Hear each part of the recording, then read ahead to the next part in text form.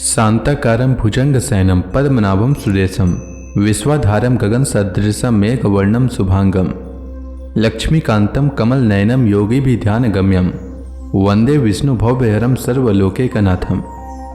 मंगलम भगवान विष्णु मंगलम गरुड़ध्वज मंगलम पुंडरीकाक्ष मंगलाय तनोहरि। ओम नमो भगवते वासुदेवाय। आज का दिन आप सभी के लिए मंगलमय हो। आइए सुनते हैं चैत्र मास कथा का 21वां अध्याय। श्री सुखदेव जी आगे कहते हैं, राजन, अब परिमाण, लक्षण और स्थिति के अनुसार प्लक्ष आदि अन्य द्वीपों के वर्ष विभाग का वर्णन किया जाता है। जिस प्रकार मेरु पर्वत जम्बू द्वीप से घिरा हुआ है, उसी प्रकार जम्बू द्वीप भी अपने ही समान परिमाण और विस्तार वाले खारे जल के समुद्र से परिवेष्टित है। फिर खाई जिस प्रकार बाहर के उपवन से घिरी रहती है, उसी प्रकार क्षार समुद्र भी अपने से दूर विस्तार वाले प्लक्ष द्वीप से घिरा हुआ है। जम्बू द्वीप में जितना बड़ा जामुन का पेड़ है, उतने ही विस्तार वाला यहाँ स्वर्ण में प्लक्ष का वृक्ष है। उसी के कारण इसका नाम प्लक्ष द्वीप है। यहाँ 7 जीवों वाले अग्निदेव विराजते हैं। इस द्वीप के अधिपति प्रियव्रत पुत्र महाराज इद्मजीव हैं।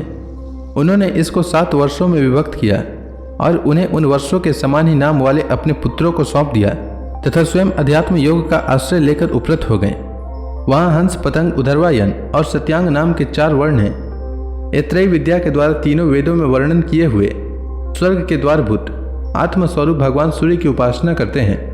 वे कहते हैं कि जो सत्य और ऋतवेद और शुभ शुभ फलों के अधिष्ठाता हैं, उन पुराण पुरुष विष्णु स्वरूप भगवान सूर्य की हम शरण में जाते हैं।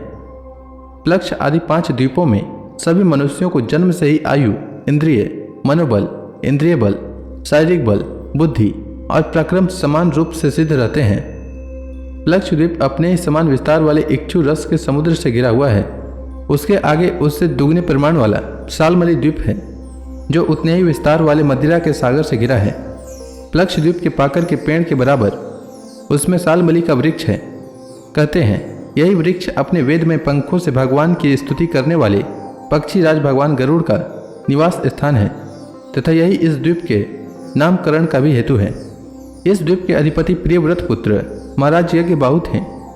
उन्होंने इससे सुरोचन, सोमनस्य, रमणक, देववर्ष, पारिभद्र, आप्यायन और अभिज्ञात नाम से 7 विभाग किए और इन्हीं के नाम वाले अपने पुत्रों को सौंप दिया।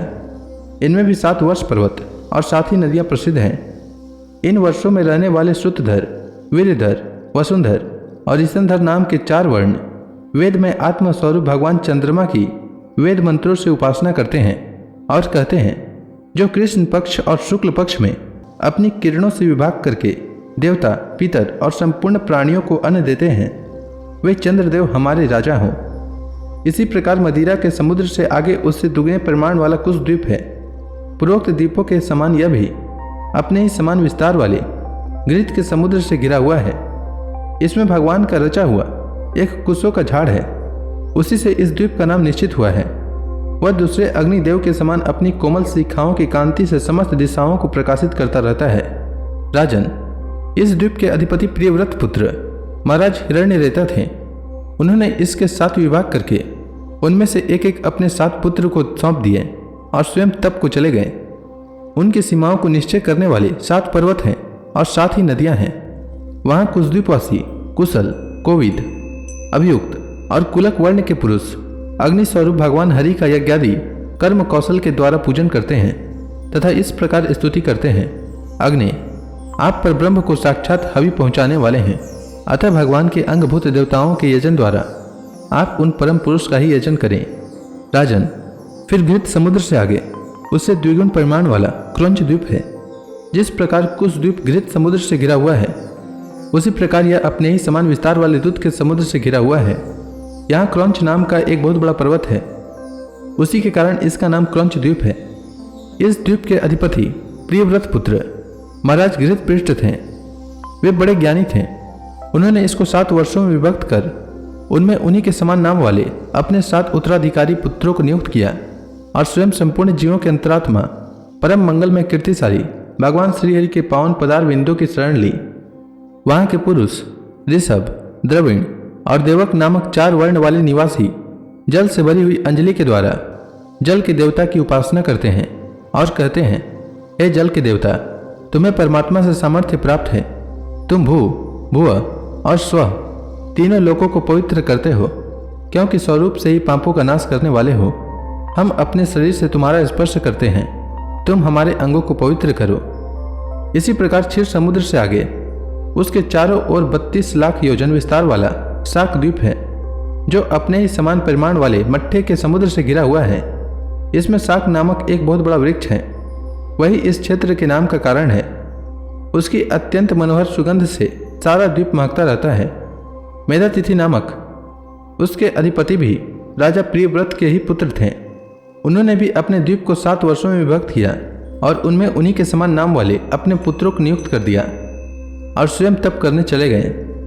उस वर्ष के ऋतव्रत, सत्यव्रत, दानव्रत और अनुव्रत नामक पुरुष प्राणायाम द्वारा अपने रजोगुण तमोगुण को छीनकर महान समाधि के द्वारा वायु रूप श्रीहरि की आराधना करते हैं और इस प्रकार उनकी स्तुति करते हैं, जो प्राणादि वृत्ति रूप अपनी ध्वजाओं के सहित प्राणियों के भीतर प्रवेश करके उनका पालन करते हैं तथा संपूर्ण दृश्य जगत जिनके अधीन है, वे साक्षात अंतर्यामी वायु भगवान हमारी रक्षा करें। इसी प्रकार मट्ठे के समुद्र से आगे उसके चारों ओर उससे दुगने विस्तार वाले पुष्कर द्वीप है।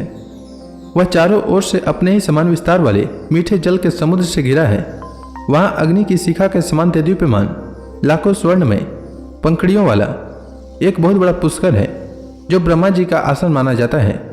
उस द्वीप के बीचों बीच उसके पूर्वीय और पश्चिमीय विभागों की मर्यादा निश्चित करने वाला मानसोत्तर नामक एक ही पर्वत है। यह 10,000 योजन ऊंचा और उतना ही लंबा है। इसके ऊपर चारों दिशाओं में इंद्रादि लोकपालों की 4 पुरियां हैं। इन पर मेरु पर्वत के चारों ओर घूमने वाले सूर्य के रथ का संवत्सर रूप पहिया देवताओं के दिन और रात अर्थात उत्तरायण और दक्षिणायन के क्रम से सर्वदा घूमता करता है। उस द्वीप का अधिपति प्रियव्रत पुत्र वितिहोत्र भी अपने पुत्र रमणक और धातिकी को दोनों वर्षों का अधिपति बनाकर स्वयं अपने बड़े भाइयों के समान भगवत सेवा में ही तत्पर रहने लगा था। वहाँ के निवासी ब्रह्मा रूप भगवान हरि की ब्रह्म सालोक्यादि की प्राप्ति कराने वाले कर्मों से आराधना करते हुए इस प्रकार स्तुति करते हैं, जो साक्षात कर्म फल रूप हैं और एक परमेश्वर में ही जिनकी पूर्ण स्थिति है तथा जिनकी सब लोग पूजा करते हैं। ब्रह्म ज्ञान के साधन रूप उन अद्वितीय और शांत स्वरूप ब्रह्म मूर्ति भगवान को मेरा नमस्कार है। श्री सुखदेव जी कहते हैं, राजन, उसके आगे लोकालोक नामक पर्वत है। यह पृथ्वी के सब और सूर्य आदि के द्वारा प्रकाशित और अप्रकाशित प्रदेशों के बीच में उनका विभाग करने के लिए स्थित है। मेरु से लेकर मानसोत्तर पर्वत तक जितना अंतर है, उतनी ही भूमि शुद्धोदक समुद्र के उस ओर है। उसके आगे स्वर्णमय भूमि है, जो दर्पण के समान स्वच्छ है। इसमें गिरी हुई कोई वस्तु फिर नहीं मिलती, इसलिए वहाँ देवताओं के अतिरिक्त और कोई प्राणी नहीं रहता। लोकालोक पर्वत सूर्य आदि से प्रकाशित और अप्रकाशित भूभागों के बीच में है, इससे इसका यह नाम पड़ा है। इसे परमात्मा ने त्रिलोकी के बाहर उसके चारों ओर सीमा के रूप में स्थापित किया है। यह इतना ऊंचा और लंबा है कि इसके एक ओर से तीनों लोकों को प्रकाशित करने वाली सूर्य से लेकर ध्रुव पर्यंत समस्त ज्योतिर्मंडल की किरणें दूसरी ओर नहीं जा सकती। विद्वानों ने प्रमाण, लक्षण और स्थिति के अनुसार संपूर्ण लोकों का इतना ही विस्तार बतलाया है। यह समस्त भूलोक 50 करोड़ योजन है। इसका चौथाई भाग यह लोकालोक पर्वत है। इसके ऊपर चारों दिशाओं में समस्त संसार के गुरु स्वयंभू श्री ब्रह्मा जी ने संपूर्ण लोकों की स्थिति के लिए ऋषभ, पुष्करचूड़, वामन और अपराजित नाम के 4 गजराज नियुक्त किए हैं। इन दिग्गजों की और अपने अंश स्वरूप इंद्रादि लोकपालों की विविध शक्तियों की वृद्धि तथा समस्त लोकों के कल्याण के लिए परम ऐश्वर्य के अधिपति सर्वांतर्यामी परम पुरुष श्रीहरि अपने विश्वक्सेन आदि पार्षदों के सहित इस पर्वत पर सब और विराजते हैं। वे अपने विशुद्ध सत्व को, जो धर्म, ज्ञान, वैराग्य और ऐश्वर्य आदि 8 मास सिद्धियों से संपन्न है, उसे धारण किए हुए हैं। उनके कर कमलों में शंख चक्र आदि आयुध सुशोभित हैं। इस प्रकार अपनी योग माया से रचे हुए विविध लोकों की व्यवस्था को सुरक्षित रखने के लिए वे इसी प्रकार लीलामय रूप से कल्प के अंत तक वहां सब ओर रहते हैं। राजन, स्वर्ग और पृथ्वी के बीच में जो ब्रह्मांड का केंद्र है, वही सूर्य की स्थिति है। सूर्य और ब्रह्मांड गोलक के बीच में सब ओर से 25 करोड़ योजन का अंतर है। सूर्य स्मृत अर्थात मरे हुए अंड में वैराज्य रूप से विराजते हैं। इसी से इनका नाम मार्तंड हुआ है। ये हिरण्य में ब्रह्मांड से प्रकट हुए हैं, इसलिए इन्हें हिरण्य गर्भ भी कहते हैं। सूर्य के द्वारा ही दिशा, आकाश, अंतरिक्ष लोक, भूअर लोक, स्वर्ग और मोक्ष के प्रदेश, नरक और रसातल तथा अन्य समस्त भागों का विभाग होता है। सूर्य ही देवता, त्रियक, मनुष्य, सरीसृप और लता वृक्षादि समस्त जीव समूहों के आत्मा और नितेंद्रिय के अधिष्ठाता हैं। तो इसी के साथ यह अध्याय समाप्त हुआ। इसके आगे से सुखदेव जी ने क्या कहा यह मैं कल के अध्याय में सुनाऊंगा। तब तक के लिए भगवान हरि का नाम लेते रहें। तो प्रेम से बोलिए भगवान विष्णु की जय, श्री कृष्ण भगवान की जय, समस्त देवी देवताओं की जय।